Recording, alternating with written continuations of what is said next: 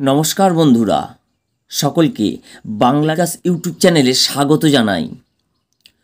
সকল শ্রেণীর সাজেশান তোমরা এই চ্যানেলে পাবে, তাই পরের নোটিফিকেশান পেতে চ্যানেলটিকে অবশ্যই এক্ষুনি সাবস্ক্রাইব করে রেখে দাও এবং পাশের বেল আইকনটিকে প্রেস করতে একেবারে ভুলো না।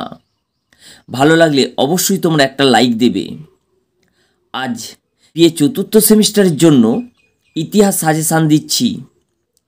এটা পাসের ছাত্রছাত্রীদের কাছে CC1D এবং অনার্সের ছাত্রছাত্রীদের কাছে GE4 পেপার নামে পরিচিত। তোমাদের এই সেমিস্টারের সিলেবাসটি অনেকটাই বড়, তাই যে প্রশ্নগুলো দিচ্ছি সাজেশানে সেগুলো তোমরা খুব ভালো করে পড়ে যাও। 100% তোমাদের কমন আসবে। আগের নিয়ম অনুসারে তোমাদের এই পেপারটিতে রিটিন এক্সাম হবে 60 নম্বরের। 5 নম্বরের তোমাদের 4টে প্রশ্নের উত্তর দিতে হবে এবং 10 নম্বরের তোমাদের 2টো প্রশ্নের উত্তর দিতে হবে। আমি এবার তোমাদের সামনে সাজেশানটা তুলে ধরছি। তোমরা খাতা কলম নিয়ে এই প্রশ্নগুলো লিখে নাও এবং চটপট এখন থেকে এই প্রশ্নগুলোর উত্তর তৈরি করে ফেলো। এবার আমি প্রশ্নগুলোকে তোমাদের সামনে তুলে ধরছি। বিএ চতুর্থ সেমিস্টার ইতিহাস সিসি GE4 2024 সালের তোমাদের 5 নম্বরের মোট 4টে প্রশ্নের উত্তর দিতে হবে। এই প্রশ্নগুলো তোমরা খুব ভালো করে পড়ে যাও। 1. 18 শতকে বাংলায় দ্বৈত শাসনের তাৎপর্য লেখো।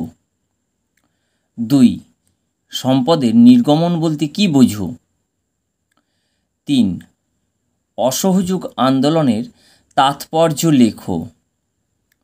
4. 1935 খ্রিস্টাব্দে ভারত শাসন আইনের বৈশিষ্ট্য লেখো। 5. 1765 খ্রিস্টাব্দে দেওয়ানি লাভের গুরুত্ব আলোচনা করো। 6. বাংলায় চিরস্থায়ী বন্দোবস্তের প্রভাব কী ছিল? 7. 1857 খ্রিস্টাব্দে মহাবিদ্রোহের প্রত্যক্ষ কারণ কী ছিল? 8. বাংলায় স্বদেশী আন্দোলনের তাৎপর্য লেখো। এবং শেষ, খিলাফত আন্দোলনে গান্ধীজির ভূমিকা লেখো। তোমরা এই প্রশ্নগুলো 5 নম্বরে তৈরি করো এবং ভিডিওটা ভালো লাগলে তোমরা প্রত্যেকে একটা করে লাইক করো। পরের সাজেশান পেতে অবশ্যই চ্যানেলটিকে সাবস্ক্রাইব করে এক্ষুনি রেখে দাও। এবার আমরা আবার মূল আলোচনায় ফিরছি, প্রত্যেকে লক্ষ্য রাখো। 10 নম্বরের যে অ্যান্সারগুলো তোমরা তৈরি করবে সেগুলো একটু তোমরা লিখে নাও। লর্ড উইলিয়াম বেন্টিংকের সংস্কারগুলি লেখো। 2. সমাজ ও ধর্ম সংস্কার রূপে রাজা রামমোহন রায়ের অবদান লেখো। 3. মহাবিদ্রোহের প্রকৃতি বা চরিত্র আলোচনা করো।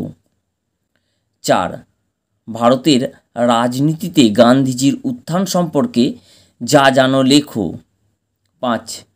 মুসলিম পুনর্জাগরণে আলিগড় আন্দোলনের ভূমিকা লেখো। শেষ, 6 নম্বর, দ্বিজাতি তত্ত্ব বলতে কী বোঝো? ভারত বিভাগ কি অনিবার্য ছিল? এই 6টা প্রশ্নের উত্তর তোমরা খুব ভালো করে তৈরি করে যাও এবং বিশ্বাস রেখে বলছি অবশ্যই কমন পাবে। এখানেই তোমাদের সাজেশানটি সমাপ্ত হলো। পরের ভিডিও পেতে অবশ্যই চ্যানেলটিকে সাবস্ক্রাইব করে রেখে দাও। বন্ধুদের অনেক শেয়ার করো, তা নাহলে খুব মিস করবে।